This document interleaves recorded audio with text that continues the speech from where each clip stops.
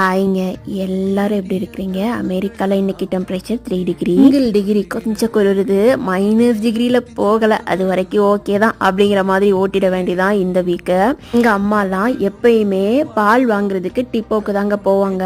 பால் டிப்போவில் போய் பால் வாங்கிட்டு அந்த மாதிரி தான் நான் வந்து நிறைய குடிச்சு வளர்ந்துருக்கேன்.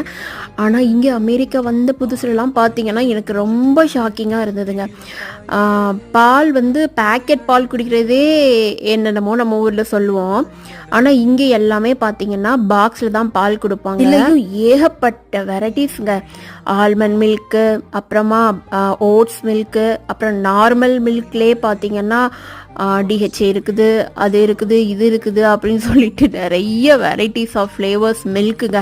அதுக்குன்னு ஒரு தனி ரேக்கே இருக்குங்க. எந்த கடைக்கு போனாலும் பால் செக்ஷன்னு சொல்லிட்டு பால் கடையில் போய் நமக்கு என்ன பால் எடுக்கனே சில நேரம் கன்ஃபியூஸ்லாம் ஆயிருக்கு. என்ன இருக்கு, பன்னீர் கிரேவி தாங்க பண்ணேன்.